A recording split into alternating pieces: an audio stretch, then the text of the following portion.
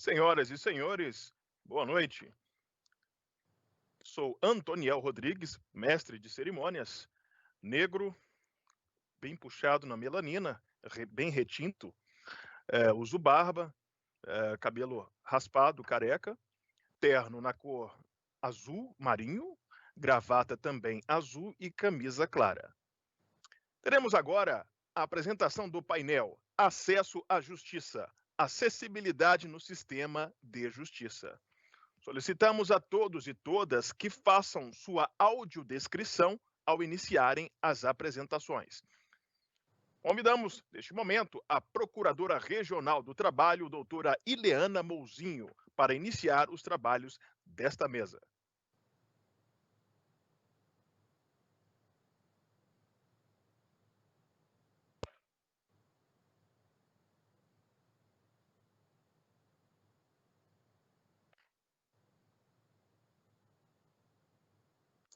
Pode falar.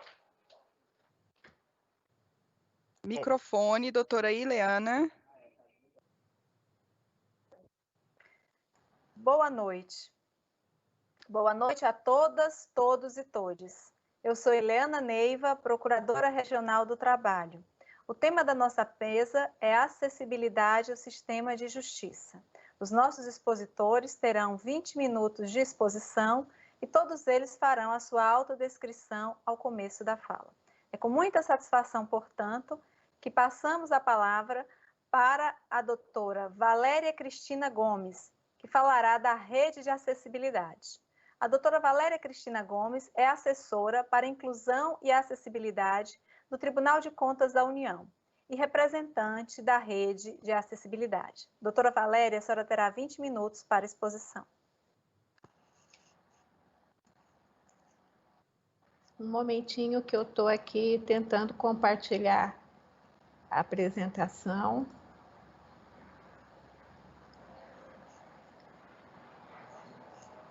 Um momento, por favor, desculpem.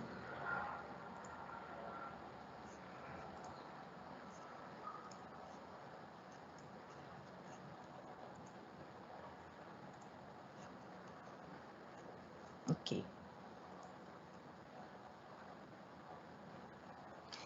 Boa tarde a todos. Então, meu nome é Valéria e eu estou nesse evento representando a Rede de Acessibilidade, embora eu seja assessora para Inclusão e Acessibilidade no TCU. Eu sou uma mulher de 55 anos, pele clara, cabelos médios. Estou fazendo a transição para deixá-los sem tinta, então ele tem 3 cores atualmente. Apresento-me sentada e uso um vestido azul marinho bordado na frente. E no momento estou usando óculos. Bom, boa noite a todos. Eu vou começar a minha fala. Primeiro é um prazer estar nessa mesa que trata de acesso à justiça. No início eu fiquei um pouco receosa, porque na verdade nós participamos do Legislativo, né? Então, assim, o TCU faz parte do Legislativo, mas quando eu vi o tema do que eu ia apresentar, eu pensei, bom, mais do que correta essa inserção. Então, antes eu quero comentar com vocês como surgiu a rede. São 2 minutinhos. A rede de acessibilidade hoje é formada por todos os signatários de um acordo de cooperação técnica em acessibilidade. Hoje, esse acordo é composto por Senado, Câmara e TCU, todos os tribunais superiores e o TJDFT. Informando que o Superior Tribunal Militar assinou a semana passada o termo de adesão. Então, é o nosso mais novo membro. E a rede de acessibilidade é formada pelas pessoas que executam a acessibilidade dentro dessas organizações. Aí nós temos 2 ou mais representantes de cada um desses órgãos trabalhando dentro da rede. Hoje a rede já possui seu próprio regimento interno e a partir de uma votação, por 2 anos eu coordeno a rede. Então, daqui a 2 anos a gente faz uma nova votação e outro representante fará a coordenação e falará pela rede. Bom, quando a gente começou a se reunir, no início da vigência da LBI, nós discutíamos principalmente a interpretação e as dúvidas que nós tínhamos em relação aos novos conceitos e à nova forma de ver a deficiência trazida pela LBI. Não tão nova assim, porque a convenção já tinha trazido isso, mas na legislação ordinária era uma coisa nova e as organizações estavam adaptando-se a essa nova imposição legal. Com o tempo, nós percebemos que essas pessoas que se reuniam semanalmente, quinzenalmente, dependendo da necessidade, nós tínhamos um conhecimento e uma experiência ampla em acessibilidade. E que valia a pena a gente congregar todo esse conhecimento para elaborar alguma coisa que pudesse orientar os gestores e não ensinar, mas orientá-los a fazer acessibilidade. Nós imaginamos assim, trazendo aqui, né, para o âmbito do judiciário, um fórum numa comarca de Tupã, que é a minha cidade lá de São Paulo. Como que ele faz acessibilidade? Como que ele mede o seu nível de acessibilidade? Às vezes as pessoas não conseguem nem começar a fazer, porque a legislação é extensa, as exigências são grandes. Então, nós pensamos, vamos fazer uma publicação orientando esses gestores a fazer acessibilidade. E foi isso que nós fizemos. Então, numa mesa que trata do acesso à justiça, eu trago e apresento para vocês um instrumento que tem por objetivo ensinar a priorizar e a realizar ações que têm como objetivo promover a acessibilidade. Então, falando um pouquinho mais disso. Qual foi o objetivo, então, dessa publicação? Orientar as organizações para melhorar suas condições de acessibilidade, consequentemente, a inclusão das pessoas com deficiência. Nossa fundamentação foi toda na Convenção, na Lei Brasileira de Inclusão, em todas as normas técnicas, né, que orientam a acessibilidade nas suas 5 dimensões. Nós escolhemos, e essa foi uma escolha do grupo, que a gente trabalharia a acessibilidade em 5 dimensões. Então, qual o nosso público quando a gente pensou nesse trabalho? Seriam os gestores públicos federais, estaduais, municipais e distritais. Qual que é a estrutura dessa publicação? Ela tem 5 capítulos, cada capítulo trata de uma dimensão da acessibilidade.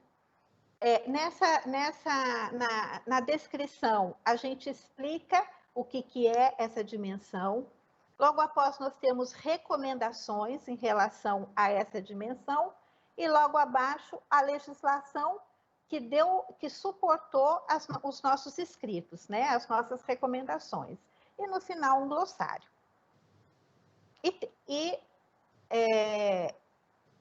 Nas recomendações, que é o segundo tópico de cada um dos capítulos, o que nós fizemos? Nós sugerimos uma forma de priorizar ações que promovam a acessibilidade e a inclusão da pessoa com deficiência. Bom, uma crítica que se pode fazer é que, em relação à acessibilidade, a gente não trata muito de priorização. Ou a gente faz, ou a gente não faz. Não existe meio termo e não existe um ambiente meio acessível. Ou ele é acessível, ou ele não é acessível. Mas da nossa vivência, trabalhando em organizações públicas, a gente percebe e a gente sabe que nós trabalhamos com recursos e recursos finitos. Então, nós temos que, muitas vezes, tomar decisões. O que fazer primeiro, né? Em relação, não só em relação à acessibilidade, mas em relação a qualquer coisa que a gente faça na administração. Então, esse fazer primeiro, essa publicação tem como objetivo orientar essa priorização. Tá? Nós fizemos essa priorização através de pesos, que nós somos elencando a cada um dos requisitos de acessibilidade de acordo com a nossa experiência. Bom, antes de falar da publicação com os capítulos e as dimensões, a gente tem que falar do instrumento de autoavaliação de acessibilidade. Por quê? Para eu começar a entender o que eu tenho de fazer em nível de acessibilidade dentro da minha organização, eu tenho que entender em que pé eu estou. Eu tenho que saber o que eu tenho e o que eu não tenho de requisitos de acessibilidade dentro da minha casa. Então, nós criamos um instrumento de autoavaliação de acessibilidade. Esse instrumento também tem 5 dimensões, que é a dimensão arquitetônica e urbanística, a dimensão de serviços, a dimensão comunicacional, a tecnológica e a urbanística. Cada uma dessas dimensões possui vários itens de verificação que o gestor vai preenchendo, né, essa estrutura e verificando se a sua organização atende ou não atende. Então, quais são essas dimensões? A primeira, então, é a gestão da acessibilidade, arquitetônica e urbanística, comunicacional, serviços e tecnológica. Essas dimensões foram construídas por cada uma dessas organizações. Nós distribuímos o serviço. Então, por exemplo, a arquitetônica e urbanística, essa dimensão foi construída pelo STJ e o STF e foi validada por engenheiros e arquitetos. A dimensão tecnológica foi construída pelo TCU e validada por técnicos de tecnologia da informação da Câmara. A de serviço foi construída pela Câmara, a comunicacional foi construída pelo TJDFT e a de gestão de acessibilidade foi construída pelo Senado. Bom, como que isso funciona? O que eu verifico quando eu estou vendo gestão da acessibilidade?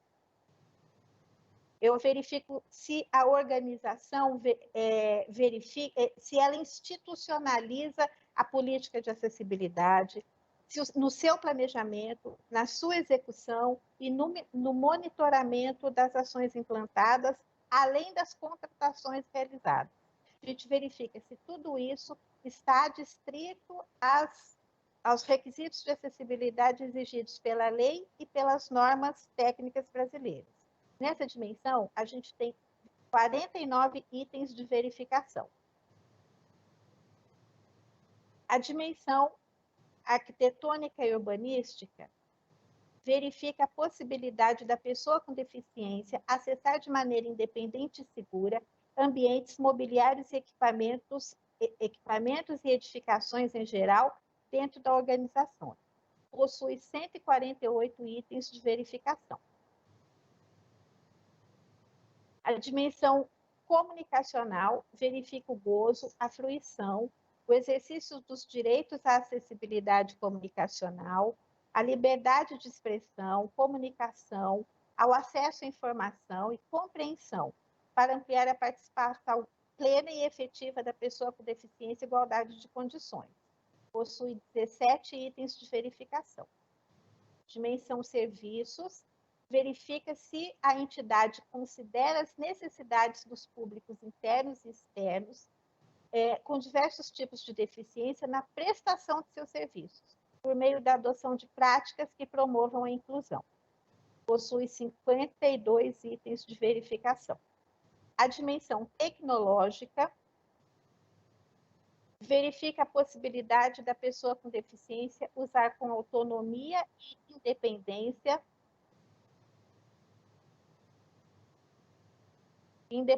produtos e serviços, informações por meio da tecnologia da informação e possui 63 itens de verificação.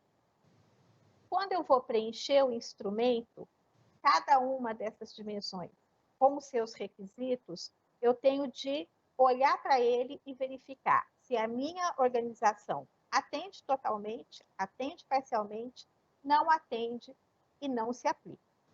Depois que eu faço essa verificação, que aí já são quase 300 itens de verificação, nesses itens em que eu atendo parcialmente, não atendo ou não se aplica no caso, por exemplo, visitas monitoradas, né? Nem todas as organizações têm visitas monitoradas. Utilização de elevadores, nem todas as organizações têm elevadores. Então, aí cabe nesse item. Mas quando eu tenho, nos meus requisitos, que eu atendo parcialmente ou eu não atendo, eu tenho que, então, verificar como fazer para atender isso. E esse como fazer, eu vou para o guia que nós construímos. Lá no guia, nas recomendações, a gente prioriza essas ações. O que deve ser feito primeiro, cumprido esses primeiros, o que eu devo fazer depois. Até que num ambiente ótimo, eu tenha 100% de acessibilidade nas organizações. Apresentação do PowerPoint é isso. Mas agora eu queria conversar com vocês que nossa edição, a nossa publicação, ela está na sua segunda edição, ela já foi traduzida para o espanhol e para o inglês, nós já distribuímos isso para algumas entidades da Intosai, que é uma organização que congrega cortes de conta internacionais, e já também distribuímos em espanhol para a OLACEF, que é as entidades de língua espanhola, congrega as entidades de controle de língua espanhola, e temos tido um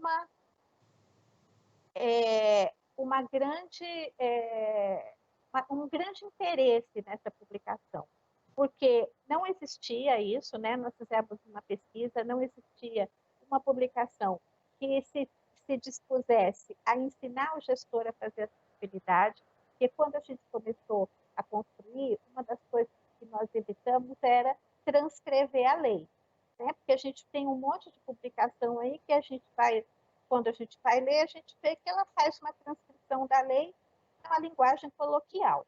Não era isso que a gente queria. A gente queria dizer, olha, a acessibilidade, ela tem 5 dimensões, e as 5 dimensões têm que estar atendidas na sua organização. Como a gente sabe que você, gestor, não tem condição de fazer isso de uma vez, a gente vai te ensinar a planejar isso. E aí a gente distribui essa publicação. Então, assim, foi uma oportunidade que a rede teve de fazer essa apresentação, a qual eu agradeço imensamente. Nós fizemos o lançamento disso do ENAI, o ano passado, no SPJ. A partir daí, a gente já fez experiência disso no Brasil inteiro, e essa foi mais uma oportunidade de eu trazer para cá um instrumento que ele promove não só o acesso à justiça, mas o acesso de modo geral. Porque sem acesso, a pessoa não tem direitos fundamentais garantidos. Acessibilidade é direito fundamental, sem ela, nós, pessoas com deficiência, temos acesso aos direitos fundamentais. Então, espero a gente tenha oportunidade de discutir um pouco mais e de levar para a ideia. A rede está aberta, né, também, a inscrição de outros signatários. E aqui está os meus contatos e tal, e encerro agradecendo. Muito obrigada. Agradecemos bastante as explicações, parabenizando o trabalho desenvolvido. E, após essa exposição da doutora Valéria Cristina, chamamos para a exposição a doutora Dea Marisa Brandão Cubel Iuli, que é a doutora Dea Marisa, ela é juíza do trabalho no Tribunal Regional do Trabalho, na 24ª Região, coordenadora do SEJUSC e presidente substituta da Comissão Permanente de Acessibilidade e Inclusão do TRT da 24ª Região. Muito bem-vinda, doutora Dea Marisa. Muito obrigada, Eliana. Eu gostaria de cumprimentar todos da mesa e agradecer a vocês, né, do Ministério Público do Trabalho, pelo convite. É uma honra para mim estar aqui com vocês nesse movimento tão importante no nosso cenário nacional. Parabéns mesmo pelo trabalho, eu espero sempre poder colaborar com vocês, tá bom? Contem com a gente aqui da comissão do TRT 24. Bom, A nossa mesa, que está relacionada ao acesso à justiça, né, e acessibilidade no sistema judicial, então eu não poderia deixar de falar de acesso à justiça, né, sem mencionar que foi Mauro Capelletti quem lançou as 3 grandes ondas de transformação vivenciadas dentro da ideia de acesso à justiça. Vou pegar uma breve abordagem para dizer para vocês, para fazer o contexto geral, vocês me entenderem, que a primeira onda de acesso à justiça foi acesso à assistência judiciária gratuita ao hipossuficiente. A segunda grande onda de transformação no sistema processual mundial veio com mecanismos para tutela dos interesses difusos. Em seguida, evoluímos para a terceira grande onda de acesso à justiça, que tratou das modificações estruturais, né, na justiça, judiciais, e a abertura do judiciário a outras formas de solução de litígios, como é o caso da conciliação e da arbitragem. Então, fechamos as 3 ondas mais famosas, né, vamos dizer, de acesso à justiça, trazido por Capelletti. Depois que Economides levantou a ideia da 4ª onda de acesso à justiça, que ela estava pautada em uma formação jurídico-acadêmica, né, focada em novos desafios, tanto para a responsabilidade do profissional do direito, como para a responsabilidade no que tange ao ensino jurídico. Então, tínhamos até então delineadas 4 grandes ondas de transformação nas estruturas judiciais e no sistema processual, tidas como acesso, novos conceitos, né, de acesso à justiça e sua transformação. Eu segura na ideia de Aristóteles, né, de que se você não quiser ser criticado, não diga nada e não faça nada. Eu ousadamente me abri às críticas e apresentei à comunidade científica internacional, na Conferência Euro-Americana agora de outubro de 2020, e também em conferências nacionais, a ideia de que seguramente estamos diante, hoje, de uma nova grande onda de transformação de acesso à justiça, que seria a 5ª grande onda de transformação do conceito de acesso à justiça. Uma transformação do direito processual no mundo que se apresenta com uma nova ideia conceitual que eu intitulei acesso acessível. Porque acesso e acessível não são sinônimos. Acesso é apenas o caminho à justiça. E acessível é a qualidade desse caminho. É a facilidade de se ter acesso à justiça pela pessoa com deficiência por meio da quebra das barreiras. Não há como se falar em acesso à justiça hoje se a justiça não for acessível à pessoa com deficiência.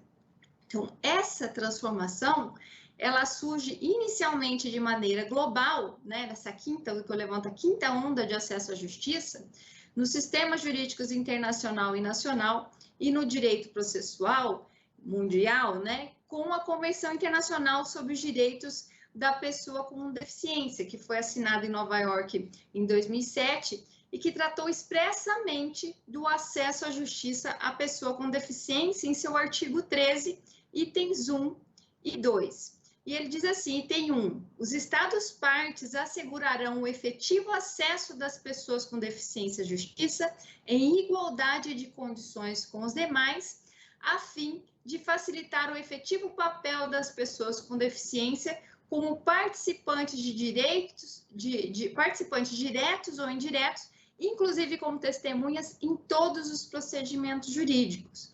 E no item 2, eu estou fazendo um resumo, né, do texto, ela assegura à pessoa com deficiência o efetivo acesso à justiça e os Estados partes, a fim de assegurar isso, promoverão a capacitação apropriada daqueles que trabalham na área da administração da justiça. Então, veja que aqui, com a Convenção Internacional, houve uma transformação no sistema processual mundial que eu levanto como a 5ª onda de acesso à justiça.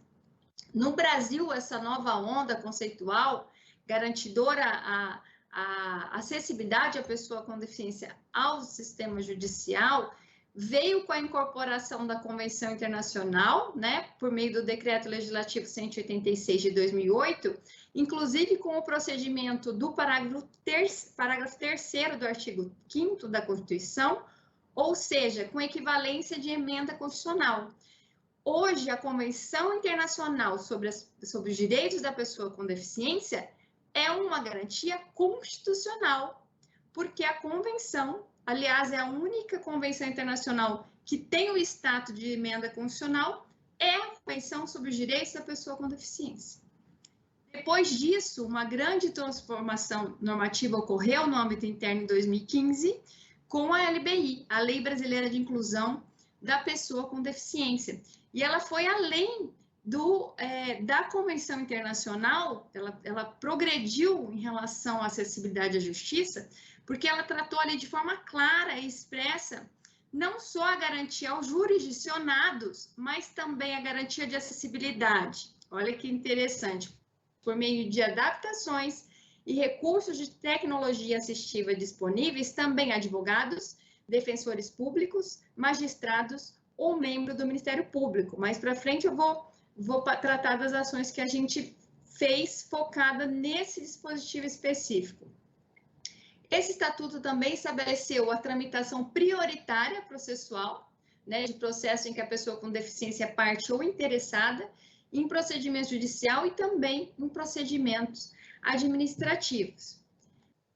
Outro importante normativo de garantia de acesso à justiça foi editado pelo CNJ, Conselho Nacional de Justiça, né, as 230, a famosa Resolução 230 de 2016, que veio com essa finalidade de orientar a adequação das atividades do órgão do Poder Judiciário em relação às determinações que estão na Convenção Internacional e na LBI.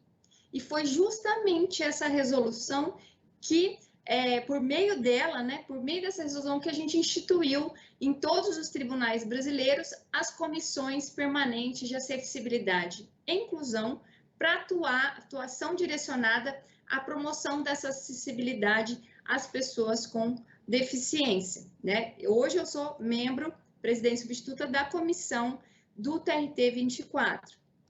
Posteriormente, nem todos têm ciência desse fato, em 2019, outubro de 2019, o Conselho Superior da Justiça do Trabalho aprovou a Política Nacional Judiciária para a Inclusão e Acessibilidade da Pessoa com Deficiência no Trabalho e também para uma justiça inclusiva. Então, inegável que nós estamos aqui, então, diante de uma nova transformação conceitual do acesso à justiça, né? Onde, para a garantia desse direito, mostra-se imprescindível que o acesso seja acessível, sem barreiras que impeçam os usuários e operadores de direito com deficiência o exercício de seus direitos e atuação profissional com plena autonomia no âmbito do Poder Judiciário, né? Agora, adentrando as questões práticas da nossa comissão, na condição de presidente substituta, né, como eu disse, eu fiz a proposição junto ao CSJT dessa política judiciária nacional e acompanhei e acompanho, né, na condição de presidente substituta, toda a tramitação da política judiciária nacional, inclusive fiz lá a minha manifestação oralmente na sessão em que houve aprovação por unanimidade dessa política nacional, que está em fase de regulamentação, já está com a equipe técnica, né? Para a minuta, eles estão fazendo lá, desenvolvendo a regulamentação dessa política, que possivelmente vai envolver programas relacionados, assim como o trabalho seguro, trabalho infantil, atuações em parceria, claro, com o Ministério Público, né, doutora Eliana, no fomento, na mudança, na transformação cultural dessa acessibilidade também nos ambientes de trabalho privados, né, a gente poder fazer essa atuação educacional.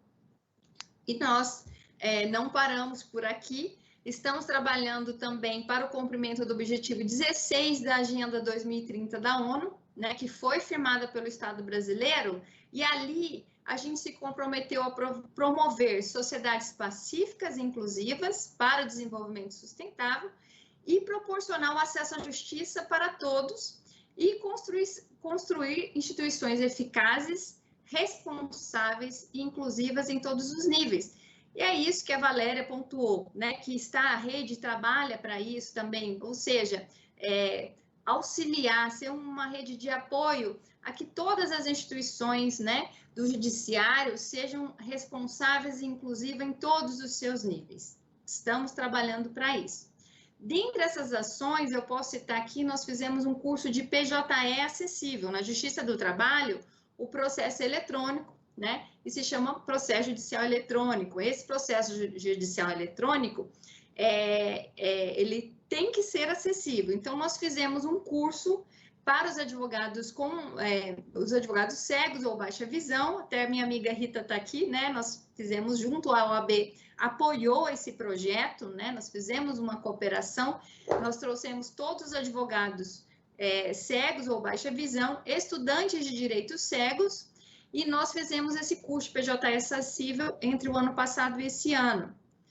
Com a pandemia, nós desenvolvemos um outro projeto que foi assim, ele começou regional e terminou um projeto nacional, que é o curso de audiência telepresencial acessível. Também abarcamos magistrados, servidores, advogados, membros de comissão, secretários de audiência que queriam saber como quebrar a barreira, né? Como quebrar, você está no online agora, né? O mundo se transformou, pandemia. Eu, secretário de audiência, chego na audiência, como que eu vou ser acessível a um advogado com deficiência visual, ou uma parte com deficiência visual, ou mesmo com deficiência auditiva? Então, nós, preocupados com essa acessibilidade, nós criamos esse curso, que foi em parceria com o CSJT, no nível nacional, e foram mais de 475 alunos, 5 turmas, nós montamos entre abril, maio e julho, entre julho e agosto, foram meses, né, foram várias turmas, e dentro da plataforma disponibilizada pelo CNJ. Então, a aula era dentro da própria sala de audiência, né? A pessoa cega entrava lá na sala de audiência e a gente mostrava quais mecanismos que ele podia utilizar, o NVDA como leitor de telas compatível com audiência telepresencial. E isso é importante por quê? Porque no Brasil vivem mais de 528 mil pessoas com deficiência visual, dos quais mais de 1.000 são advogados cegos, sem contar magistrados e servidores que nós temos também, né? Então, na pandemia, nós focamos em dar acessibilidade tecnológica, né? Tecnologias assistivas, para que o deficiente visual não ficasse de fora, e já estamos estudando também a questão do surdo também, um curso para os surdos. Estamos aí buscando as melhores maneiras assistivas para poder fazer um excelente curso para os surdos. Nós temos, em relação aos surdos, também um curso de Libras. Nós formamos vários alunos o ano passado, é um curso de parceria MPT, FUNSAT e Superintendência do Trabalho, e nós fizemos um curso fantástico, um curso intenso de 6 meses, para capacitar gestores da iniciativa privada e também gestores públicos, para que eles possam receber a pessoa surda e se comunicar, quebrar essa barreira comunicacional. Para o ano que vem, nós temos o projeto desse curso interinstitucional, ou seja, vamos abrir vagas para TRE, para Justiça Federal, MPT, Justiça Militar. Nós vamos abrir para todos os segmentos, vagas para todos os órgãos, para que eles possam vir com a gente nesse curso interinstitucional e podemos realmente sermos uma justiça acessível. E eu termino aqui a minha fala, acho que eu não sei se eu falei para a Eliana me segurar, porque eu sou muito falante, com eu escrevi um artigo, eu convido vocês à leitura, ele vai sair publicado dia 10 de dezembro pela revista do TRT 24, em que eu falo da discriminação da pessoa com deficiência no ambiente de trabalho. Então, um artigo realmente, eu estou bem feliz com ele, eu sou suspeita, mas ficou muito bonito e com muito conteúdo. E eu começo falando do Ubuntu, que é uma palavra da língua africana, Zulu, que diz, eu sou porque nós somos, né? Na ideia que nós somos um sistema e todos temos que colaborar com a sociedade, com as nossas diferenças. Ninguém pode ficar de fora e nós sou porque nós somos, né? Então, eu sou se o outro estiver também. E aí o Nelson Mandela, comentando essa filosofia Ubuntu, disse, ó, Ubuntu não significa que uma pessoa não se preocupe com o seu progresso social, pessoal. A questão é, o meu progresso pessoal está a serviço do progresso da minha comunidade? Isso é o mais importante na vida. Se uma pessoa conseguir viver assim, terá atingido algo importante e admirável. Então, nós somos um sistema, todos devemos estar incluídos. Muito obrigada. Muito obrigada, doutora Déia. Maravilhosa a sua fala, me emociona também, porque nesse momento eu ver todo esse caminhar, né? Ver todo esse caminhar da justiça, ver que estamos procurando promover cada vez mais a acessibilidade também para servidores, me recorda uma história pessoal que eu falarei brevemente. Eu me formei com uma pessoa com deficiência visual, acompanhei todo o esforço dele para passar num concurso público e, inicialmente, lá nos idos de 1992, foi negado a ele o acesso porque se argumentou que ele não poderia ler processos na Justiça Federal. E hoje temos certeza que a Justiça Federal e todos os órgãos do sistema de justiça estão empenhados em fazer a inclusão e os números indicam a quantidade de pessoas que estão hoje inseridas no serviço público com deficiência e mostrando muita eficiência, né? Então, esse olhar humanista e como a senhora encerra a sua fala realmente nos emociona e eu gostaria, então, de agradecer ter ouvido tudo isso nessa noite. E agora passamos a palavra para a doutora Rita Luz, advogada, presidente da Comissão de Defesa dos Direitos das Pessoas com Deficiência e da Acessibilidade da OAB de Mato Grosso do Sul. Eu inicio agradecendo essa oportunidade e quão lisonjeada fiquei com esse convite para que a gente possa externar nossa gratidão e essa oportunidade de estarmos falando, né, de nós para outras pessoas e não para nós mesmos, como tem sido constante, infelizmente, né, nas nossas práticas, no nosso cotidiano, de reivindicarmos aquilo que nós necessitamos para nós. E fiquei muito feliz, né? E agora eu preciso me descrever também, né? Sou uma pessoa com deficiência visual, tenho baixa visão, estou, como diz a frase de minha irmã, estou no mundo daqueles que enxergam, né? Nós vemos no mundo dos cegos e não vemos no mundo dos que enxergam. Eu estou vendo, não sei se estou bem posicionada, porque eu tenho uma baixa visão, então eu estou vendo os quadradinhos, né, com todos os componentes, mas não sei se estou centralizada, mas a gente usa um óculos, eu principalmente uso um óculos de grau, né, muito forte, e tenho o óculos de perto e o óculos de longe. E para falar assim, é preferível ficar com o óculos de longe, né, para ver um pouquinho. Então, fico entre o ver e não ver, nesse limbo.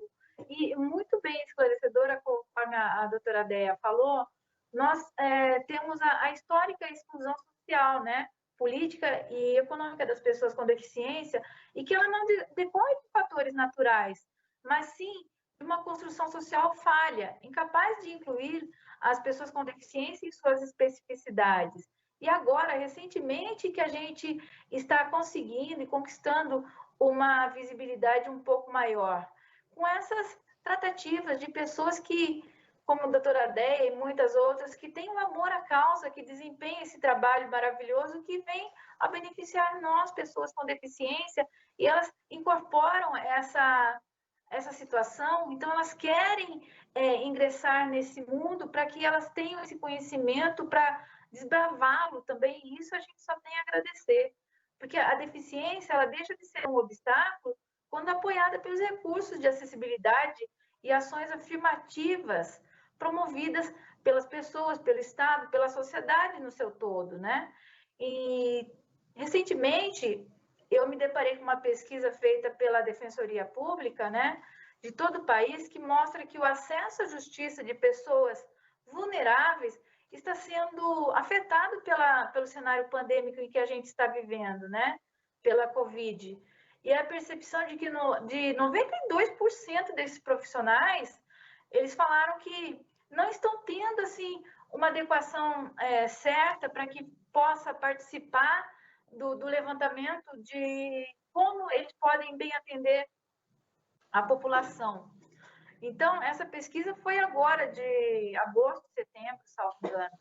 Então, eles falam assim, que quase a metade desses defensores públicos, eles não estão conseguindo atender o cidadão satisfatoriamente, por conta dessa pandemia, da dificuldade que eles têm do acesso, né, ao sistema digital, não pode haver o sistema presencial, né? Então, eles estão, assim, eles classificaram que são as pessoas extremamente pobres, que são em 21%, em situação de rua são os 18%, e os idosos 15,4%. E, mais uma vez, as pessoas com deficiência foram negligenciadas, elas não existiram aqui nessa pesquisa. Então, a gente fica preocupado com esses números, né? Que geralmente eles classificam os indígenas, as pessoas do campo, e muitas vezes nós, pessoas com deficiência, a gente fica totalmente aquém daquilo que a gente espera.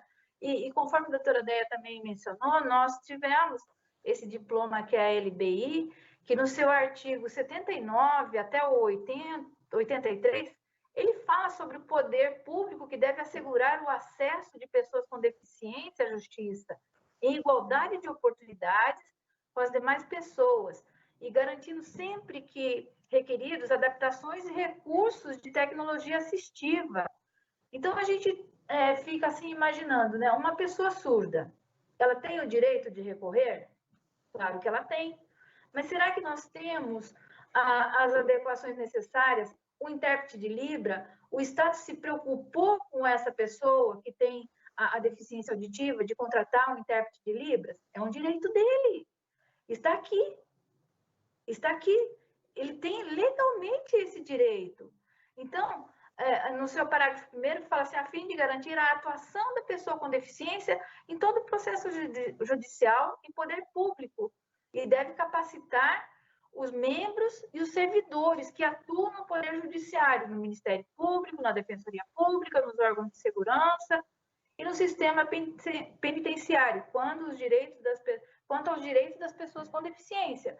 Então, nós temos assim, que pensar na seguinte situação, em que a pessoa com deficiência, ela é também um cidadão, mas muitas vezes ela é confundida como uma pessoa doente. Então, muitas vezes, e não muito raro, as pessoas confundem a deficiência com uma pessoa com doença.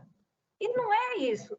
As pessoas, muitas vezes, ela tem essa perda funcional, mas ela tem a sua capacidade intelectual preservada.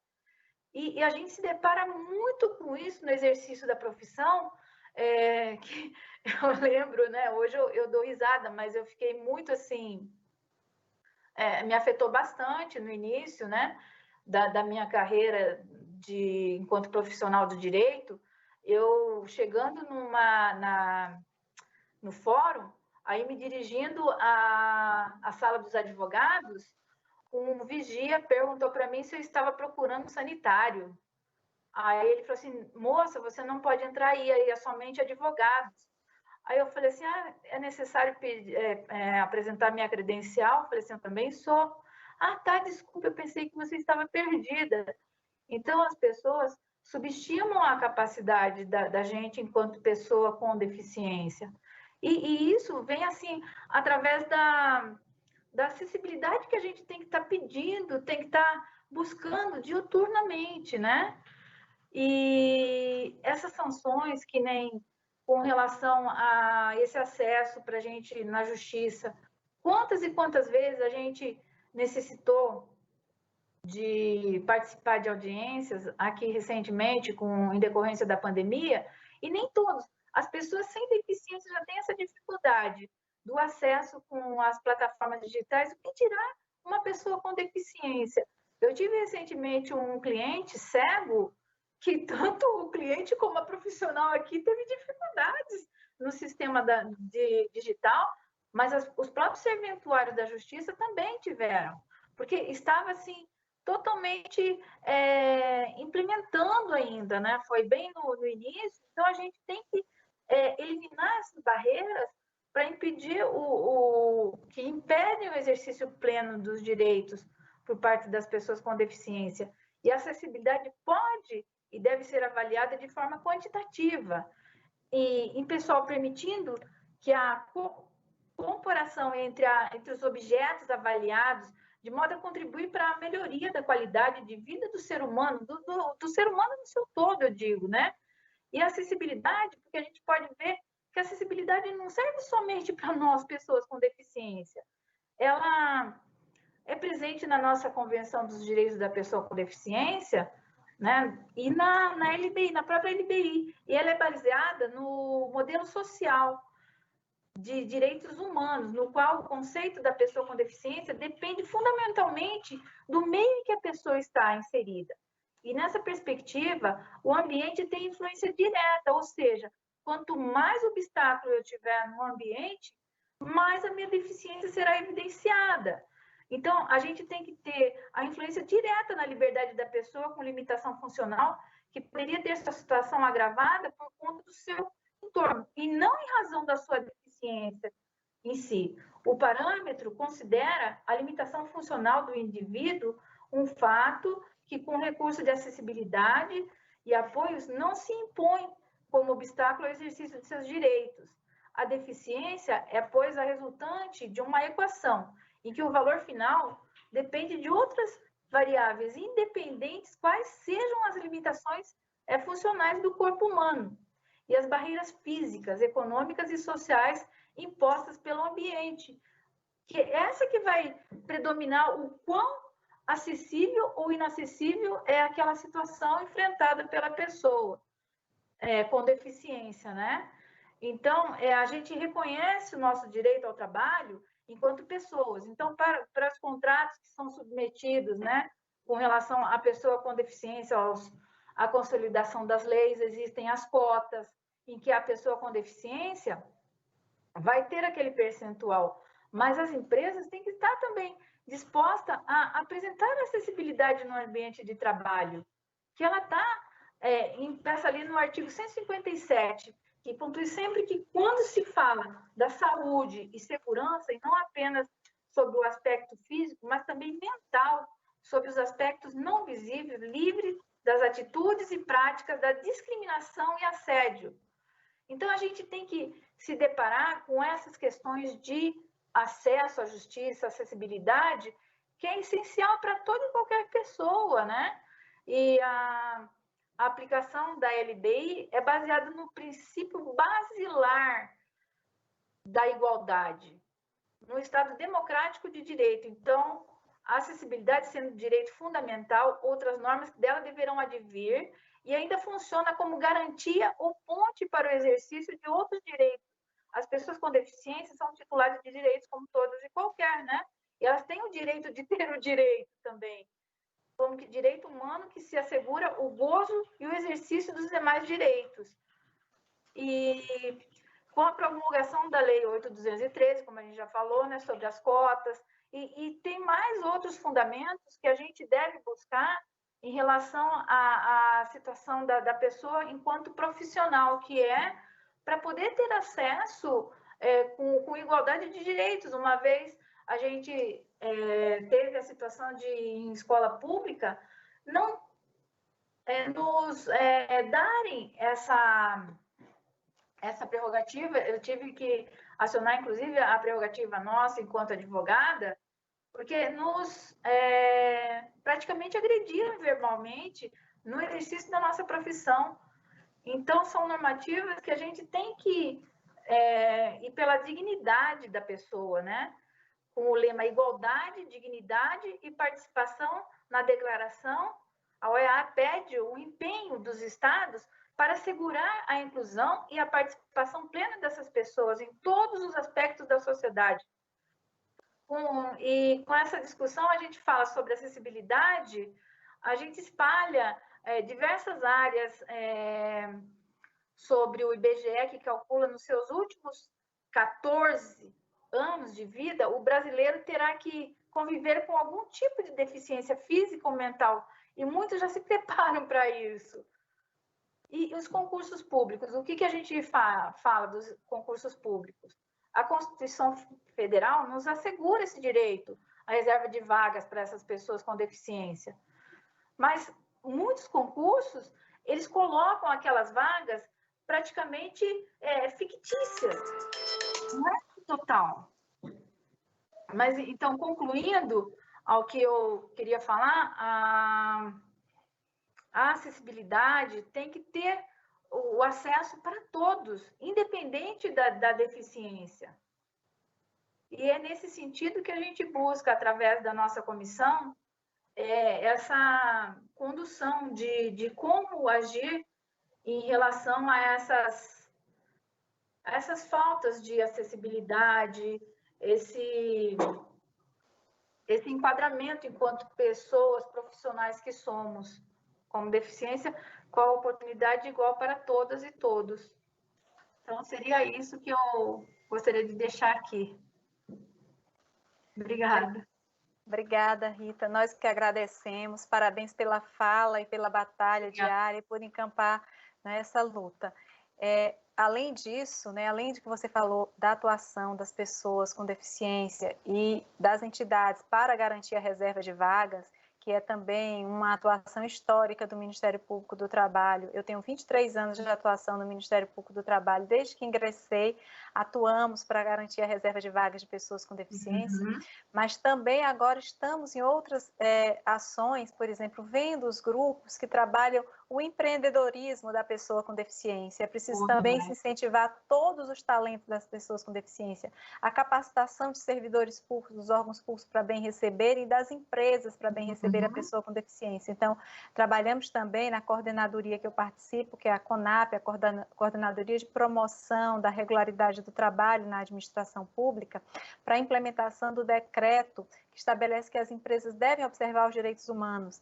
E logo no início do decreto se estabelece a responsabilidade do Estado com a capacitação dos seus agentes, dos servidores públicos, daqueles que trabalham para os estados, então, para o Estado, para aqueles que têm convênios, serviços com os estados, concessionárias, permissionárias de serviços públicos. Então, nós temos um grande universo de atuação para a inserção da pessoa com deficiência.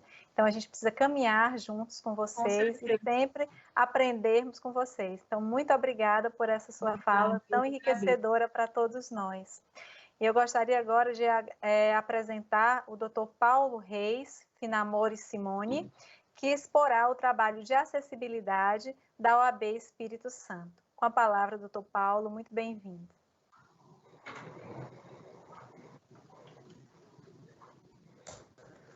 Perfeito. Boa noite, doutora Eliana. Boa noite. Opa, me ouve bem. Queria primeiramente saudar a coordenadora desse painel, doutora Eliana, saudar todos os membros presentes, fazer um agradecimento, né, especial de louvor à doutora Sueli, doutora Thaís, grandes coordenadoras desse Reconecta, desse projeto todo, saudando também, parabenizando todos, né, todas as pessoas e instituições vinculadas ao Reconecta. Realmente um projeto muito bacana. A gente se orgulha aqui no Espírito Santo, né, da OAB, está sempre junto. Meu nome é Paulo, eu sou advogado, sou branco, cabelos grisalhos, curtos, estou com óculos de leitura, estou com um paletó preto e uma camisa azul e um distintivo do Reconecta. Tenho barba, levemente aparada, tenho 49 anos, costumo falar um corpinho de 48. E vamos lá. Sou advogado, conselheiro estadual da Ordem dos Advogados do Brasil Espírito Santo. e estou como presidente da Comissão dos Direitos da Pessoa com Deficiência. Então, o que nos cabe, né, abordar, a Ordem dos Advogados do Brasil, né, dentre as suas atribuições, a gente atua, lógico, na defesa da sociedade em geral, né, de forma a tornar efetivo o exercício dos direitos sociais e, principalmente, o acesso à justiça. Bom, internamente, a OAB se divide, eu teria que fazer essa explanação, né? Se divide em diversas comissões temáticas, com as respectivas áreas específicas, que funcionam primordialmente como órgão consultivo do presidente da OAB. Então, por exemplo, no Espírito Santo hoje, a gente tem entre 60 e 70 comissões temáticas, né? Atuando cada uma em sua respectiva área. E tem também, até 2017, nós tínhamos a Comissão Permanente de Direitos Humanos e uma Comissão Especial de Direitos da Pessoa com Deficiência, que é uma subdivisão dessa dos direitos humanos. Então, a partir do provimento 177 do Conselho Federal da OAB, temos a comissão permanente, intitulada Comissão Nacional dos Direitos da Pessoa com Deficiência, que veio trazendo também a obrigatoriedade de instituir um Plano Nacional de Valorização do advogado e da advogada com deficiência. Bom, e para que serve essa comissão, né, de direitos, defesa de direitos da pessoa com deficiência? Na prática, né, assessorar o Conselho em geral, mas como, né, o presidente, e em pareceres jurídicos, promovendo debate junto à classe dos advogados e da sociedade em geral. Aqui em Vitória, a gente atua junto, a gente tem assento, né, cadeira, em frente parlamentar de acessibilidade, fóruns de discussão em geral da pessoa com deficiência, associações. É muito comum que os membros também, tudo em trabalho voluntário, os membros da comissão atuam também ajudando associações, fomentando, orientando e fomentando a criação de associações específicas, né, de pessoas com deficiência, que a gente, na elaboração de estatuto jurídico, orientação a cartória, muito comum também. E a gente está fóruns de discussão e junto aos conselhos municipais e estadual, tanto de educação e como da pessoa com deficiência também. E, além de parecer jurídico, a gente costuma receber denúncias também, as quais a gente encaminha para as autoridades competentes. Dependendo do fórum de discussão, a gente chega até a atuar. Às vezes, dependendo, né, da violação do direito, a gente tenta atuar até como mediador também, como é o caso de muitos conflitos que a gente tem recebido também na área de educação inclusiva. Então, a gente tem uma subdivisão dentro da nossa comissão que atua especificamente para educação inclusiva, junto à escola particular, discutindo com o poder público também. Então, a área de atuação que vem, né, se despontando aí. E, recentemente, a gente conseguiu formatar, mais concretamente, que uma delegacia de idoso conseguisse a extensão de competência dessa delegacia especializada de crimes contra o idoso para atuar também investigando, né, crimes contra a pessoa com deficiência. Então, se a gente não conseguiu uma delegacia especializada hoje, a gente conseguiu pelo menos que uma delegacia especializada já instalada tivesse, né, a competência estendida, de modo que a gente vai começar, ou seja, já colocamos um pé dentro, né? Daqui a pouco, se Deus quiser, a gente consegue uma delegacia formatada aí nos moldes, onde a gente pretende ter um intérprete permanente, né, de Libras, todas as instalações acessíveis, para os deficientes e para os advogados também. Bom, e dentro do provimento 177, inclusive, uma notícia boa que amanhã pela manhã o presidente da OAB vai estar assinando a resolução e encaminhando para publicação para o plano de valorização da advogada e advogado com deficiência aqui do Espírito Santo. E no próximo dia 15 a gente pretende também dar posse a todas as comissões do interior. Então são mais 17 comissões aqui da OAB, já com essa comissão, né, específica. E o que vai fazer esse plano de valorização? Notadamente, garantir as prerrogativas do advogado e da advogada, de modo que, em comum, né, com os órgãos do judiciário, os órgãos públicos, a gente possa construir um diálogo cada vez maior com essas instituições, de modo a garantir a efetividade do exercício da advocacia e dos direitos dos jurisdicionados, dos nossos clientes. Então, parte, inicialmente, da gente implementar um cadastro do advogado e da advogada, implementar as parcerias para a contratação também desse advogado e até do estagiário também, regularmente inscrito na ordem,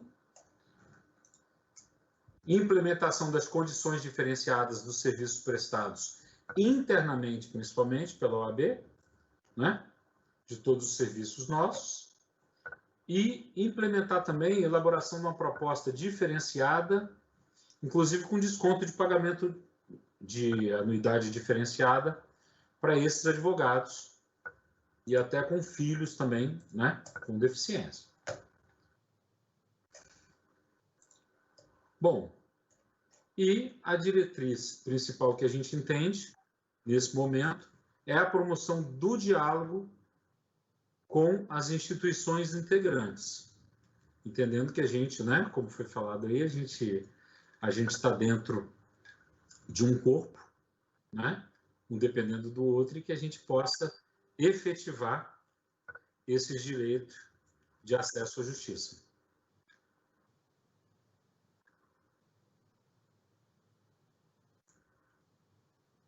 Doutora Ileana? Agradeço imensamente a sua participação. Estava aqui refletindo quanto é importante essa medida da OAB Espírito Santo de uma anuidade diferenciada para advogados com deficiência ou com filhos com deficiência, porque nós sabemos que as terapias, né, todo o tratamento, às vezes, para melhorar até o aspecto da comunicação, da integração da pessoa com deficiência, tem um custo, então, portanto, é muito importante esse aspecto, né, para que também a pessoa com deficiência possa manter a sua filiação à OAB. Então, a OAB, como autarquia federal especial, ela também tem que adotar medidas que possam assegurar que o advogado tenha acesso ao sistema de justiça e uma melhor qualidade de vida. Então, parabenizando essa iniciativa e a constituição do plano de valorização do advogado e da advogada com deficiência. Muito obrigado, doutora. Passamos, então, a ouvir a apresentação do doutor Odair José Melo, que vai falar sobre o projeto de acessibilidade do Tribunal de Justiça do Mato Grosso do Sul. Bem-vindo, doutor Odair.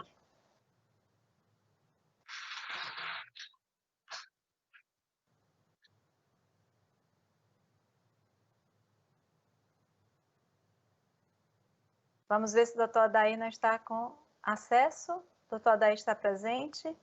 Está na sala? Só um minuto, por favor.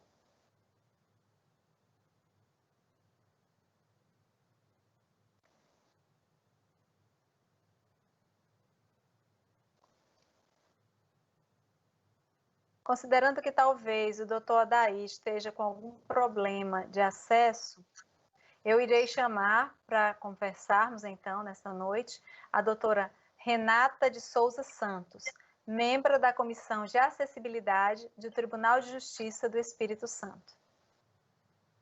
Boa noite. Boa noite, doutora Eliana. Boa noite, bem-vinda, Renata. Continuamos com o Espírito Santo, né? Sim. Primeiramente, primeiramente, quero agradecer a oportunidade de estar aqui numa mesa tão rica, falando sobre o acesso à justiça, que é tão desafiadora. E antes de explanar um pouco, eu vou tentar fazer uma autodescrição, né? Sou uma mulher morena de pele clara, cabelos cacheados, castanhos escuros e olhos castanhos escuros, e estou com uma blusa rosa. Depois de uma brilhante explanação dos demais participantes, dos quais eu cumprimento também, eu gostaria de falar um pouco do trabalho que a Comissão de Acessibilidade tem realizado. O objetivo hoje de participar nessa mesa é apresentar um pouco desse trabalho e também fazer essa troca de experiências, né? Eu vou falar um pouquinho do histórico da comissão. A gente teve a instituição da Comissão Multidisciplinar em 2010 e em 2012 a gente teve uma nova Constituição e nesse momento era composto só por servidores. E só a partir de 2017 que a nossa comissão teve a participação de magistrados e desembargadores também, o que deu um grande peso para o nosso trabalho e também representou o apoio da alta administração para que a acessibilidade realmente avance, né? No primeiro momento, quando era só com os servidores, a gente teve conquistas pontuais, mas quando a alta administração está presente, a gente consegue avançar. Exemplo disso é que a gente está com uma nova comissão que foi instituída em setembro de 2019, né? E aí veio o contexto da pandemia, o que parecia para a gente, assim, né, um grande dificultador para implementar esse trabalho da acessibilidade. Então, qual foi o caminho que a gente percorreu nos últimos meses? Por mais que a gente tenha a Convenção, né, dos Direitos da Pessoa com Deficiência, estabelecida lá pela ONU em 2009, a LBI, e a gente tem uma legislação muito rica, mostrou-se muito importante para a gente ter uma política própria, né? Institucionalizar a acessibilidade. Isso foi muito importante para a gente. A partir da política instituída, que teve a possibilidade de consulta pública, né? Teve a aprovação de todo o pleno, passo seguinte, a gente teve o treinamento com os gestores da área administrativa, para que a gente consiga realmente implementar a acessibilidade. Então, assim, eu agradeço também o trabalho da Rede de Acessibilidade, né, pela confecção da cartilha, que alcançou o objetivo dela, foi um dos instrumentos que nos utilizamos para fazer o diagnóstico, né? A gente não fez totalmente no formato da cartilha, mas a cartilha foi uma base para o nosso trabalho.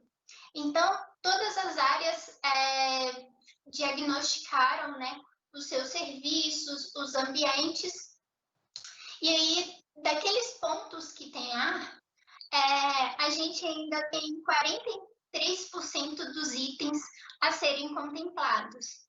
É muito importante ter esse diagnóstico, principalmente para o gestor, porque ele consegue visualizar aquilo que ele precisa implementar, né? Facilita a tomada de decisão do gestor naquilo que ele precisa fazer e elencar as suas prioridades, porque somos diferentes, né? Somos diversos. Alguns tribunais têm um tamanho menor, outros têm um tamanho maior com vários imóveis, um número de pessoal grande, então cada tribunal vai ter uma atuação bem particular. Mas como norteador, a cartilha foi muito importante para a gente. Passo seguinte, a gente fez uma consulta pública também para identificar quais são as boas práticas que nós temos no primeiro grau.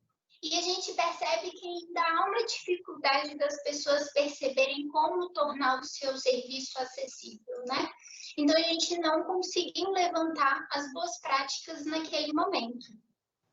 Passo seguinte, nós partimos para a elaboração de projetos e ações pelas áreas de acordo com aquilo que tinha sido diagnosticado.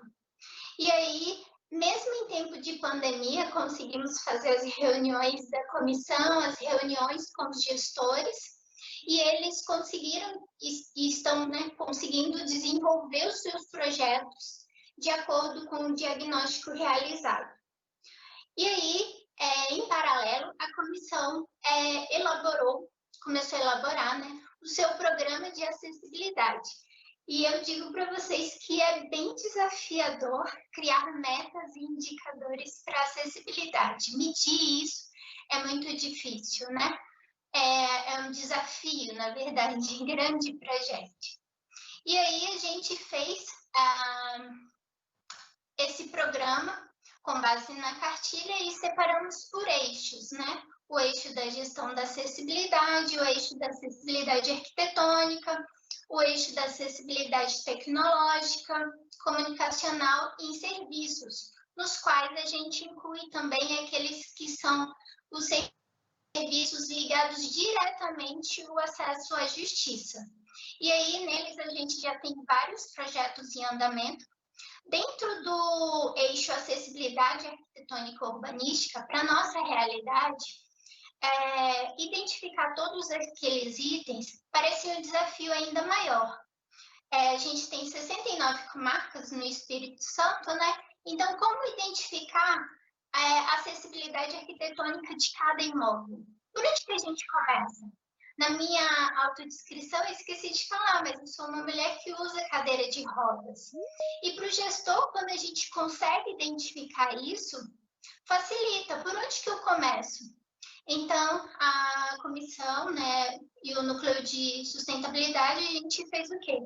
A gente propôs um plano de gestão da acessibilidade dos imóveis, onde a gente conseguiu fazer um checklist para que a gente conseguisse identificar quanto que a gente consegue acessar os nossos imóveis. Porque isso é importante, né? Porque a gente falar de acesso à justiça também implica a gente falar se aquela pessoa vai conseguir chegar ao imóvel, né? E acessar não só ao ambiente, como ao serviço, né? Também.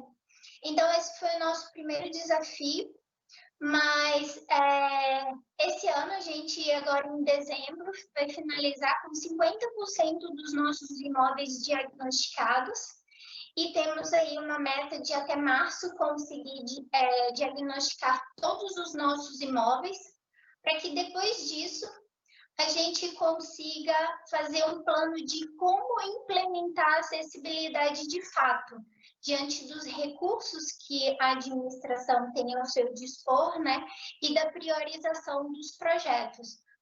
E é importante a gente falar isso, porque a acessibilidade, ela precisa do diálogo entre os setores, né? Não adianta só um setor identificar tudo aquilo que é necessário se os outros setores também não atuarem.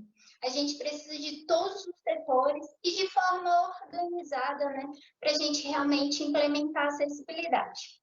Eu quis dar um destaque nesse porque esse é o que eu achei assim, mais desafiador no sentido de implementar a acessibilidade arquitetônica. Então, nesse primeiro momento, no ano de 2020, a gente está se dedicando a fazer a implementação, ao desenvolvimento desses projetos com a criação de metas e indicadores. E como a acessibilidade ela é uma atitude colaborativa e coletiva, para o próximo ano a gente pretende fazer uma reunião ampliada com os demais órgãos do sistema da justiça, os conselhos de direito, a OAB, o movimento das pessoas com deficiência, para identificar quais são essas barreiras que ainda são encontradas, para que a gente consiga atuar efetivamente para a eliminação dessas barreiras. Porque nesse primeiro momento, vamos dizer assim, a gente está tentando eliminar as barreiras que são óbvias, né? Que a gente já deveria ter eliminado e ainda não conseguiu eliminar. porque a gente ainda não estava plenamente organizado. E um dos desafios que eu entendo também para a implementação da acessibilidade é que a deficiência é composta, a pessoa com deficiência, né, ou as pessoas com deficiência é um grupo muito heterogêneo. Então, ele requer uma diversidade de esforços e recursos grande para que a gente consiga implementar, e o diálogo entre os setores também. Eu queria também agora destacar sobre a questão da legislação, né? Eu falei sobre como é importante a convenção, a LBI. No contexto do judiciário, a resolução 230 também foi muito importante para que direcionasse os nossos trabalhos. E eu acrescento ainda, nós estamos num tempo de elaboração do planejamento estratégico do judiciário. Então, a resolução 325 de 2020 acaba sendo importante. Por quê? A acessibilidade não pode ser tratada só como um valor que transversaliza as nossas ações, porque se isso fosse uma verdade presente, a gente não estaria aqui falando nos desafios que a gente precisaria para implementar a acessibilidade, ela já seria natural. Então, a gente tem dois esforços. A gente tem a acessibilidade como um valor, mas a gente também tem a acessibilidade contribuindo para que a gente alcance os objetivos estratégicos do órgão. Então, uma vez que a gente consegue desenvolver esses projetos, a gente garante os direitos fundamentais, a gente aperfeiçoa a gestão administrativa e a governança judiciária, e a gente também aperfeiçoa a gestão de pessoas. E, então, como é importante a gente ter essa resolução do planejamento, que fala sobre o planejamento estratégico, que não fala diretamente sobre a acessibilidade, mas também pode contribuir para que a gente implemente a acessibilidade de fato. É muito importante a gente ter uma política própria, e quando a gente estava elaborando os projetos, a gente também achou de extrema importância a gente fazer o alinhamento de todos os projetos com a política e a legislação, de forma que a gente consiga materializar aquilo que está posto como lei, né? No nosso órgão, a gente só tem a comissão de acessibilidade, a gente não tem uma unidade específica. Isso acaba que faz que a gente caminhe de uma forma mais lenta, né? Se a gente tivesse uma unidade específica, talvez a gente poderia encaminhar mais projetos, mas dentro da realidade que a gente tem hoje, a gente tem conseguido avançar mesmo em tempos de pandemia. Hoje a gente não tem uma gestão de pessoas voltada para a inclusão de pessoas com deficiência, mas a gente já tem um projeto, né, em elaboração para começar a fazer a inclusão. A gente já tem o cadastro permanente dos servidores, magistrados com deficiência, mas a gente ainda não tem essa política clara, então a gente está desenvolvendo. Então, assim, a gente tem também a equipe multiprofissional, mas ainda vamos fazer uma capacitação para que tenha o atendimento adequado, né? Diretamente ligado ao acesso à justiça, hoje, desde 2016, a gente tem uma ordem de serviço que ela regulamenta o pagamento do tradutor-intérprete de Libras nas situações que a parte é beneficiária da justiça gratuita. Porém, estamos assim na fase já de quase publicação de um ato normativo conjunto para que o intérprete de Libras ele esteja presente nas audiências, seja esse beneficiário que usa a língua brasileira de sinais, beneficiário da justiça gratuita ou não, porque é dever do tribunal proporcionar a acessibilidade comunicacional e garantir o direito linguístico do surdo, né? Pontualmente, agora a gente teve um projeto que eu acredito que vai ser o primeiro, né?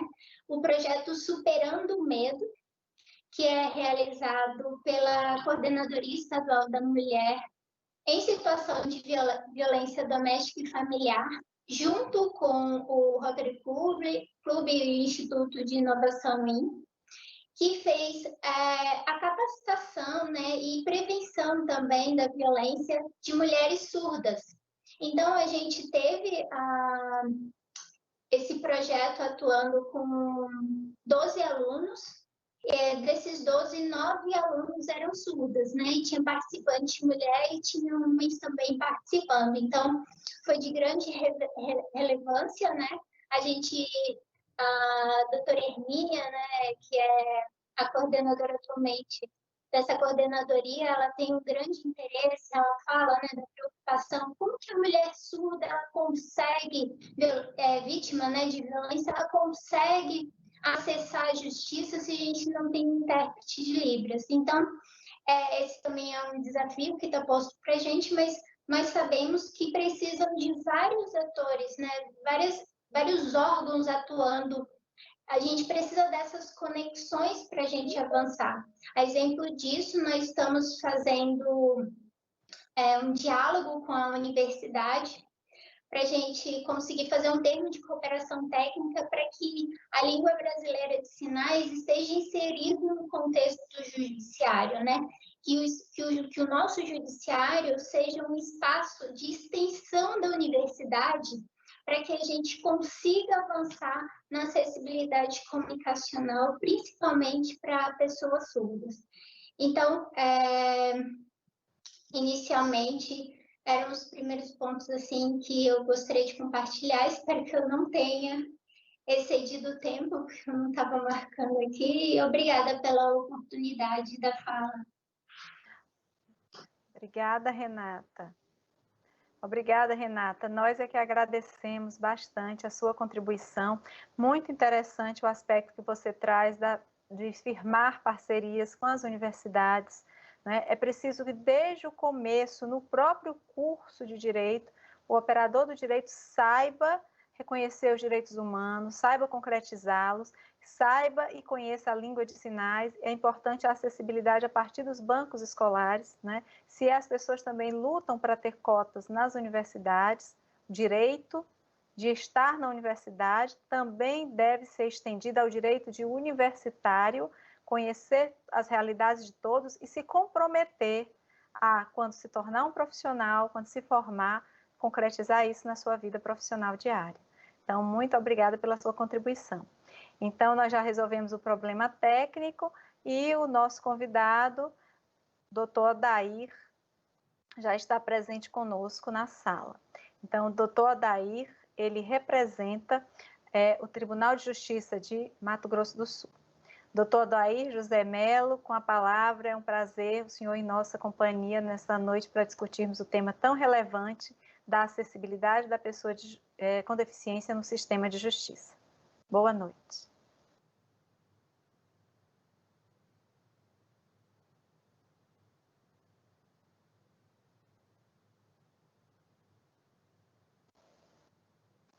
Eu acredito que se o doutor Odair ele estiver com dificuldade para acessar a câmara, nós podemos ouvi-lo apenas. Não há nenhum problema, porque ouvir é muito importante, ele faz a autodescrição dele, todos nós vamos ouvi-lo com muita atenção.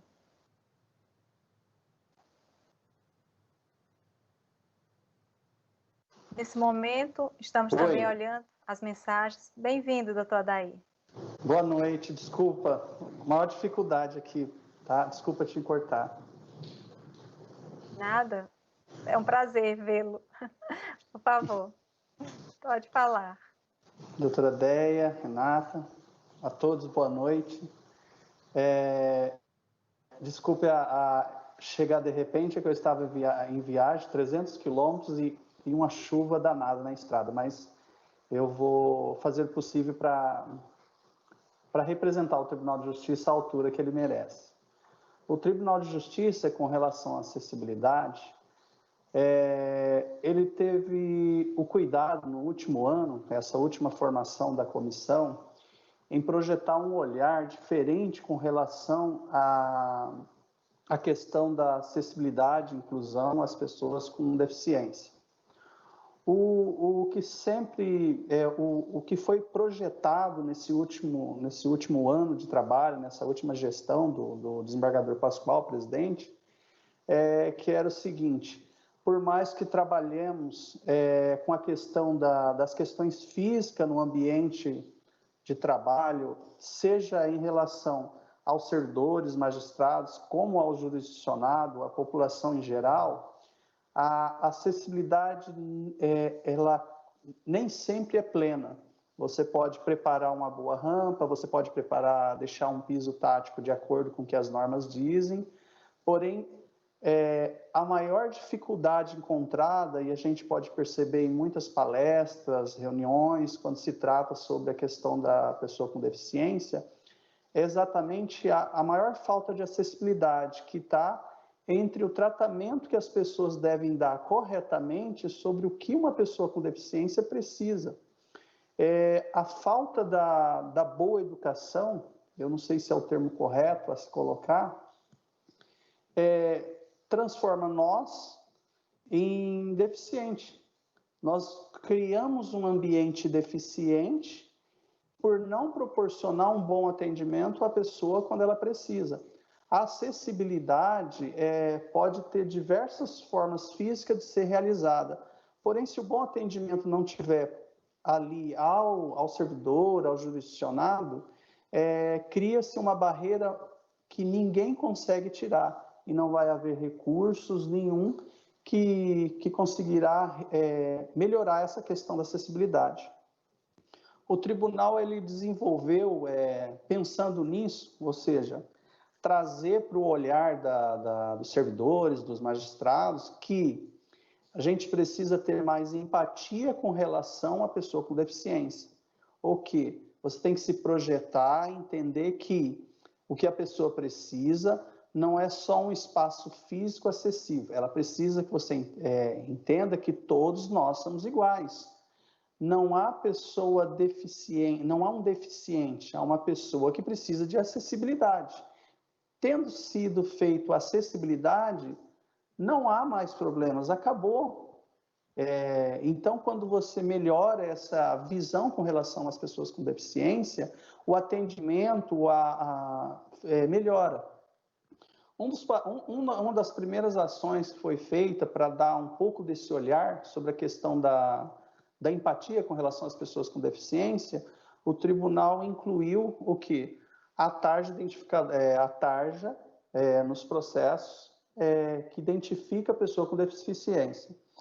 A maioria dos processos, são diversos tribunais, né? Ele tem o identificador. Antigamente a fitinha, né? Fitinha amarela, vermelha, identificava se é réu preso, prioridade.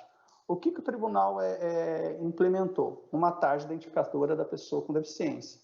A ideia da tarja, nesse caso específico, não era separar ninguém. Era, na verdade, melhorar a qualidade no atendimento. Ou seja, dando uma ênfase, uma anotação ao processo, quando o juiz ou o servidor for cumprir esse processo, que consta, que tenha o conhecimento que há uma pessoa com deficiência,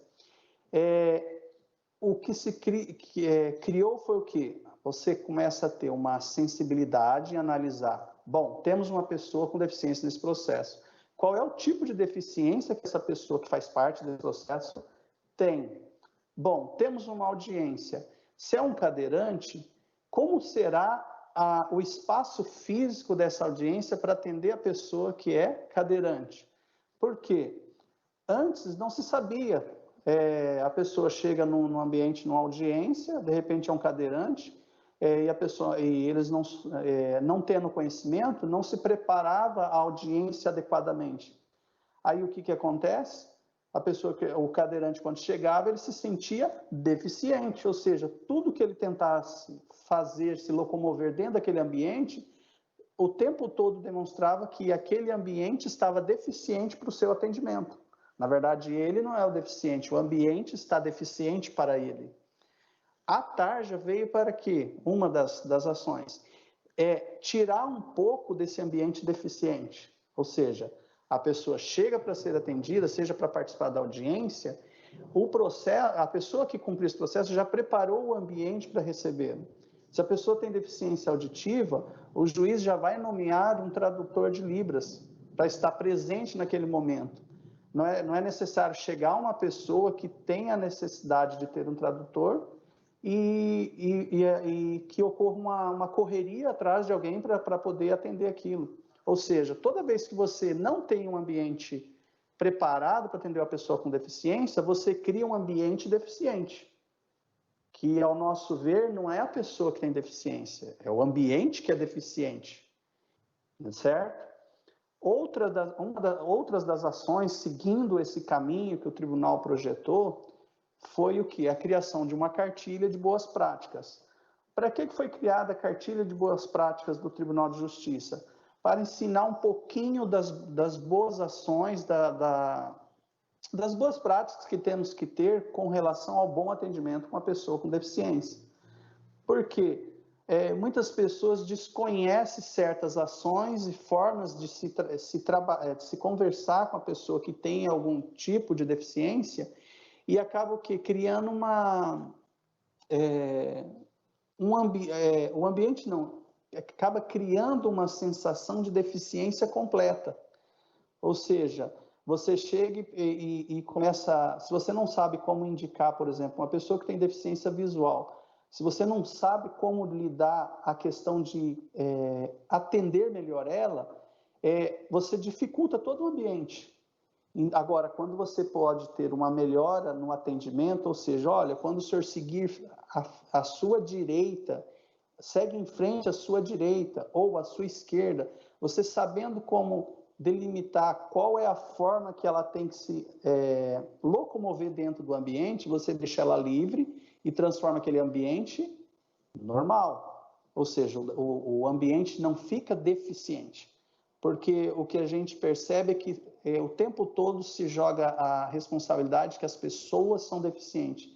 E, na verdade, nós criamos um ambiente deficiente. Ele é deficiente e algumas pessoas dentro daquele ambiente deficiente conseguem se locomover.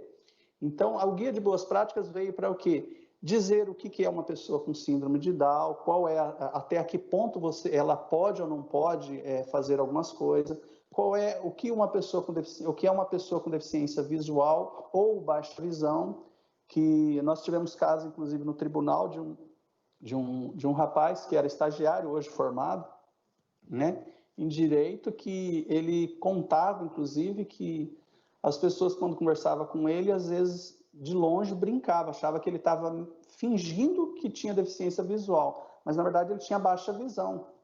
E alguns tipos de ações, alguns tipos de movimentações que ele fazia, não deixava muito à vista que ele tinha baixa visão. E já outras ações ele não conseguiria fazer. E essa cartilha veio para o quê? Para mostrar, incentivar, informar as pessoas, seja servidores, judiciário, foi disponibilizado também para o atendimento, para que se melhore a forma de fazer um bom atendimento às pessoas com deficiência. Outro exemplo também é no caso do cadeirante. Há pessoas que acham que pode sentar do lado da cadeira da pessoa. Aquilo é uma extensão do que a pessoa pode trabalhar, se movimentar. Bom, talvez eu até tenha fugido de algumas boas práticas. Como eu disse, eu cheguei de repente, eu acabei minhas anotações não estavam aqui.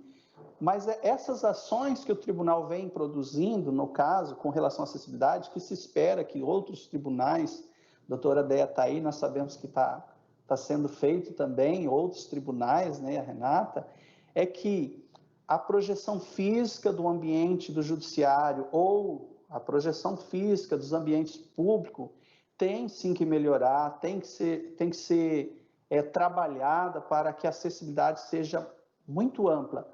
Porém, acima de tudo, o que mais se espera de todos nesse ambiente é que melhore a questão da empatia sobre o atendimento com as pessoas com deficiência, seja ela jurisdicionado, seja ela num órgão público, que não seja do judiciário, público, né?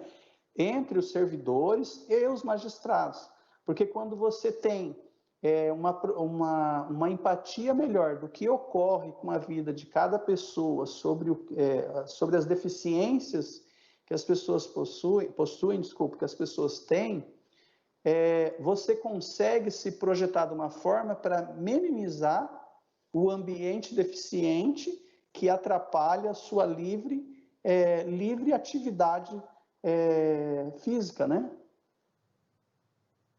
Eu não sei como está meu tempo.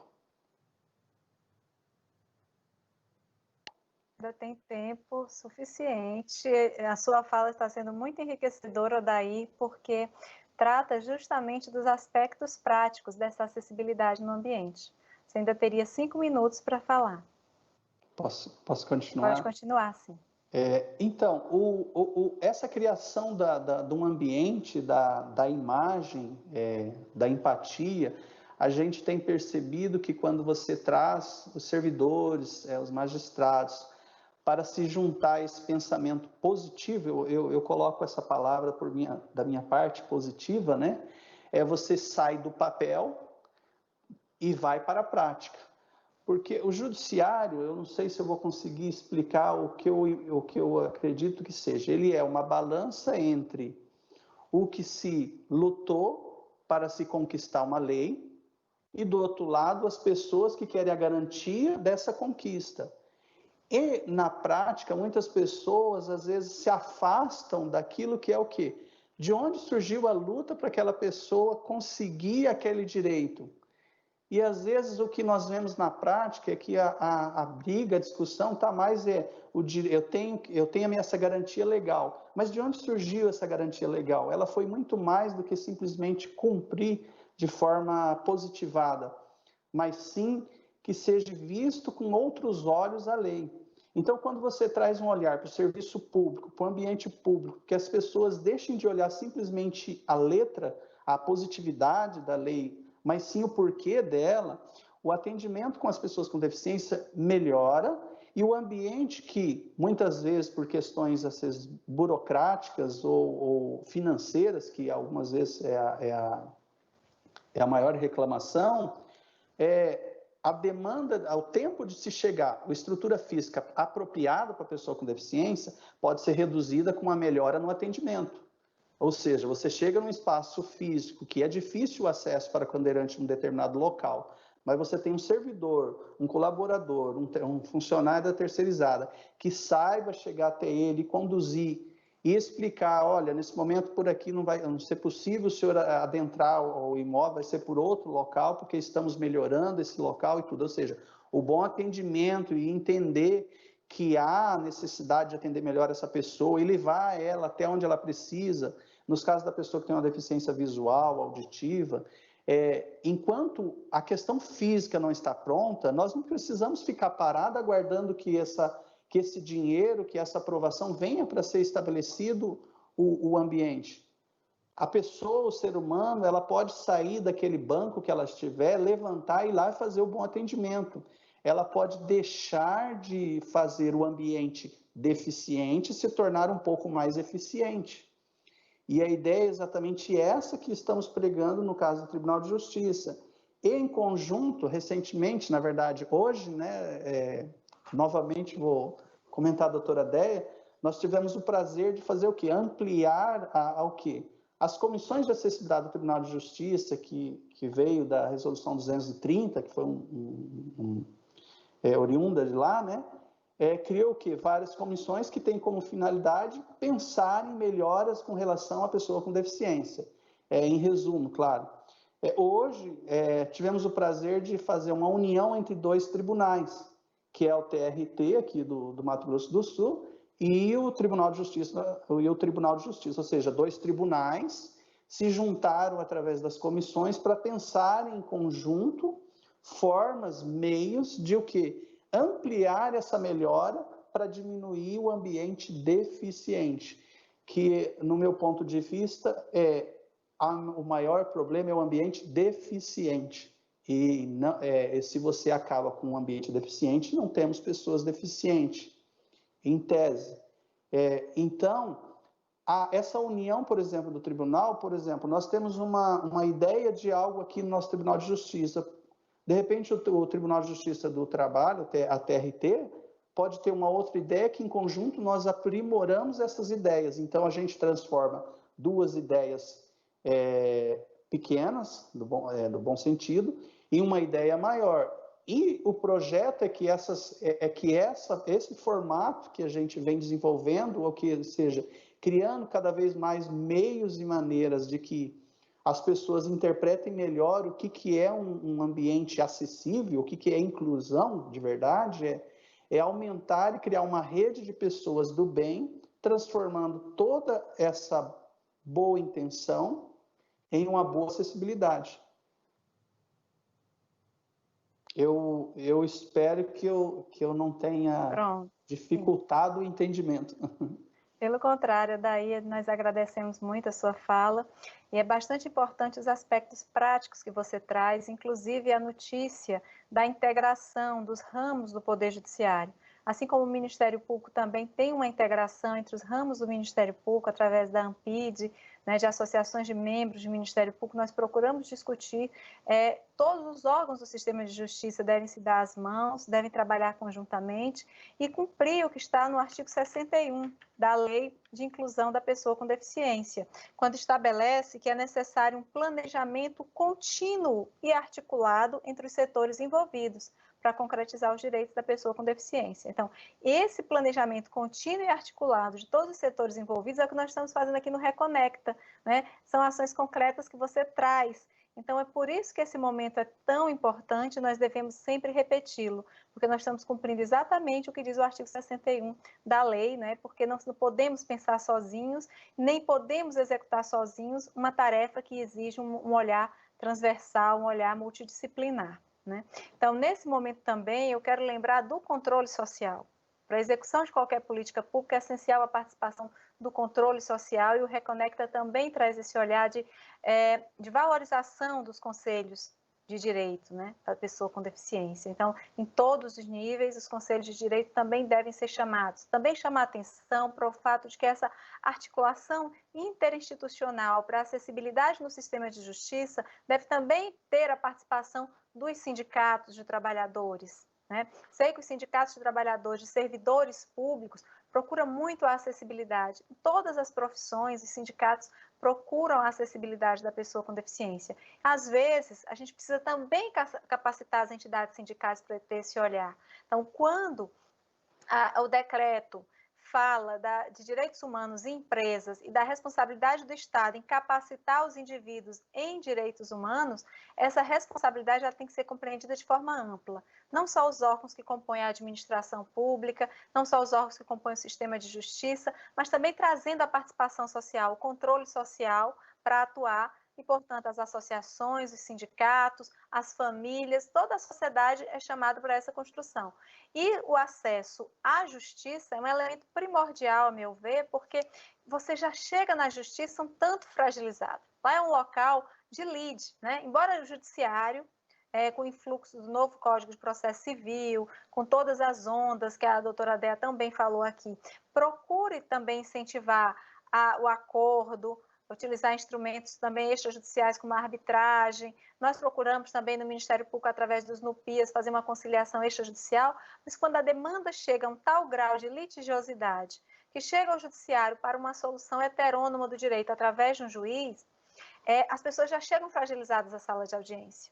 Então, chegam com seus problemas e é muito importante o acolhimento. Imagine se, além dos problemas relativos à própria lide, você não encontra uma sala de justiça arquitetonicamente organizada para receber aquela pessoa com deficiência. Você não encontra o secretário de audiência, o juiz, o membro do Ministério Público, o advogado, o defensor público, as pessoas que vão ajudar na solução daquele litígio com a capacidade de acolhimento, né, e uma capacidade comunicacional, de se comunicar, de se fazer entender e de ouvir a posição, o lugar de fala da pessoa com deficiência. Então, isso que nós estamos fazendo aqui me deixa realmente emocionada de ver como temos caminhado, né? Eu tenho pessoas na família com deficiência, amigos com deficiência, e acompanho a luta diária deles, ver que nós estamos caminhando para uma maior acessibilidade no sistema de justiça e na sociedade em geral, e que tantas pessoas boas, interessadas e capacitadas como vocês aqui presentes estão lutando para isso, é realmente reconfortante. E nós vamos conseguir implementar políticas públicas melhores no Brasil, né, com certeza. Muito obrigada a todos pela presença e quero dizer que os comentários no YouTube foram os mais elogiosos possíveis ao desempenho de vocês, todos muito admirados e principalmente todos nós com muito ânimo de luta e de concretizar os direitos da pessoa com deficiência. Muito obrigada a todos. Agradecemos, então, à Procuradora Regional do Trabalho, doutora Ileana Mouzinho, e a todos os painelistas. Informamos que estamos dando por encerrado este painel e, em instantes, estaremos início ao próximo painel. Uma ótima noite a todos. Boa noite, gente. Boa noite. Boa noite. Obrigada.